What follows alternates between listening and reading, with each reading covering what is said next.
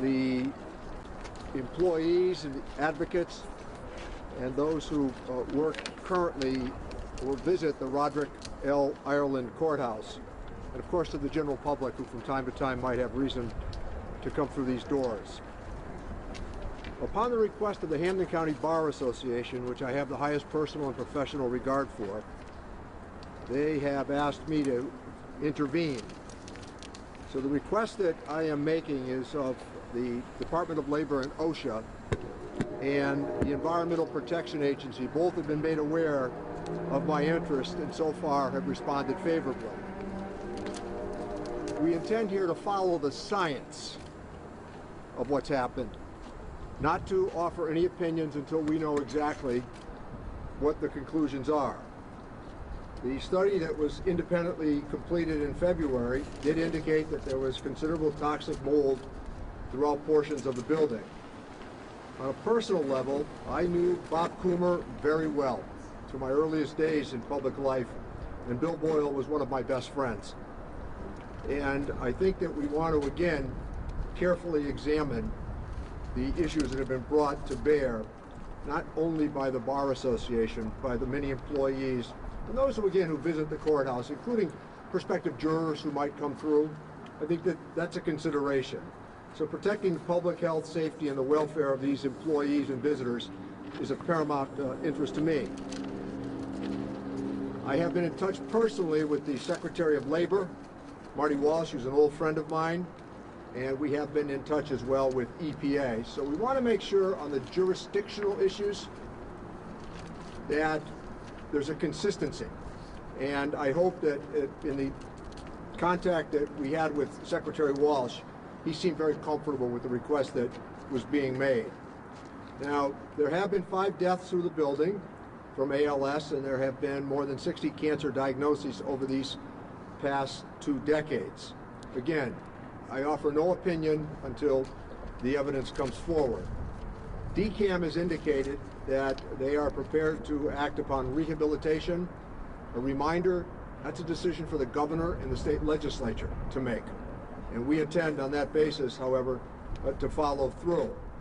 I will, just having the advantage of the perspective on public life for a considerable period of time, I remember when the Hall of Records sat here. It was one of those beautiful buildings. It was very much like where the Registry of Deeds was previously located. And I recall at the time when the decision was made to build the courthouse, there were many of us who questioned its location. We thought a presence in the central business district at that time might have made more sense, but that's a separate issue. So currently, I'm reminded that this building is number 22 on DCAM's list for new building. And again, that's a judgment that our legislators, I know some of whom are here today, will make with the governor. You can't ignore the evidence, however, of the following. The Register of Probate has said that she's working to minimize the number of employees in the building. Sheriff Cochee has indicated that he now will not bring those he has custody over into the building. District Attorney Gallooni has moved his staff out to Bay State West, and Register of Deeds Cheryl Coakley Rivera has ordered her staff to work from their homes. And Rosemary Sacamani, I know, has been in touch with my office as well. So in addition to these employees, I think that we want to make sure that there's not a constitutional crisis where all of a sudden jurors decide that they don't want to visit this site. That's a very important consideration. And chose this forum here not because I wanted to trespass. This remains the responsibility of the state of Massachusetts, and witnessing what they intend to do will be important. But I think also offering an independent assessment that comes from the federal government where permissible should be our current undertaking. So, questions? Do you know what steps those agencies are going to take and when they're going to? No, I know I can tell you with a win. I think Secretary Walsh made it pretty clear that he was going to get after this right away. And on the EPA front, I assume that they will do the following. But doing what specifically? Well, amongst my many abilities, I don't profess to know more about that than they do. When you're asking for essentially a workplace safety investigation? Yeah, exactly. Yeah. We're asking for cooperation from the federal government which has, let's be candid, more tools than anybody else does when it comes to these sorts of issues. Whether it's inside the courthouse, outside the courthouse, the federal government has a long reach. Long term, is there federal funding for a new courthouse? I'm not going to presuppose that, largely because that's a responsibility of the state. So anticipating that question would come up, it is not my intention to have the federal government build a new courthouse for the state. We built one, by the way, a pretty nice one at 300 State Street. What are the short-term solutions? There are people who are a little worried about coming to work in this building every day. I leave it to the judgment of those agencies that are located here. I did outline some steps that have been currently taken by these individuals, and I think they're pretty consistent with the alarms that have been raised by the people who work inside the building. What about the federal courthouse? You mentioned would that be a place where some functions could move? Federal courthouse is full. You mentioned that constitutional. We leave room for reporters to get in there. You mentioned that there would be a constitutional crisis if jurors didn't want to be in this building. What happened today with Nathan Bill's trial? Jurors asked to move into the housing authority. Yeah. Is that an issue for you or worried about? Yeah, I mean, that's a reasonable consideration for sure. Considering that you can't ask people to sit in judgment of others if they're frightened of their own well-being inside of the courthouse. I'm not sure that doesn't give much comfort to those who are being asked to hear testimony.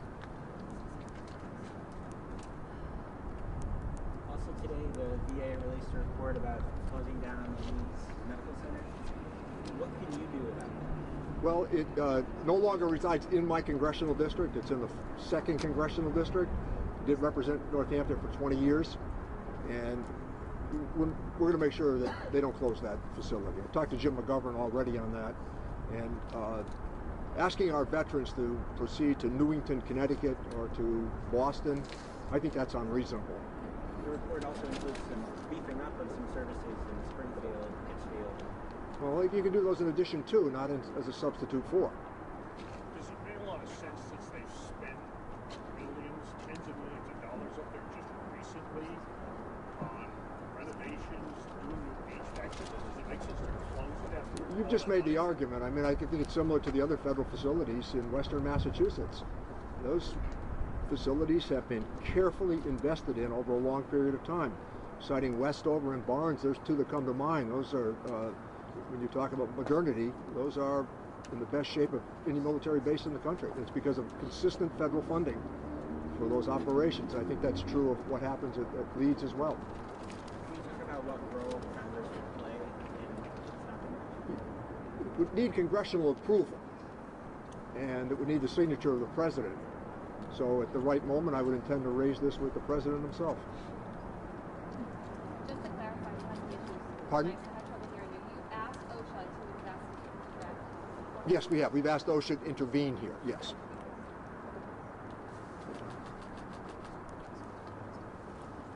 Questions?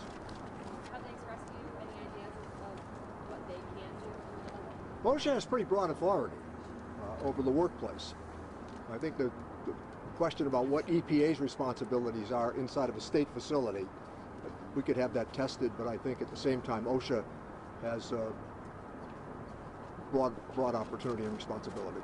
What kind of timeline are you thinking? Well, immediately. I mean, I think that the employees who have now raised the level of concern that's keeping them from going to work every day, that doesn't serve any of us very well in our judicial system. Congressman, if you were called for jury duty, would you feel comfortable going in? I have been called for jury duty in the past, yes. Fortunately, they sent me out the door. Would you feel comfortable going in there for jury duty? I don't know enough about it, but I would honor the request to be here for sure, and have in the past. Why is this sort of coming back to the head now, it having been such a long ongoing? We've been hearing stuff about this perhaps for I give credit to the Bar Association's request of me, and I know these people. I've known them my whole life. They're reasonable and honorable people. And when I got the letter from the Bar Association, I thought that beyond the press accounts, that it was important to act accordingly.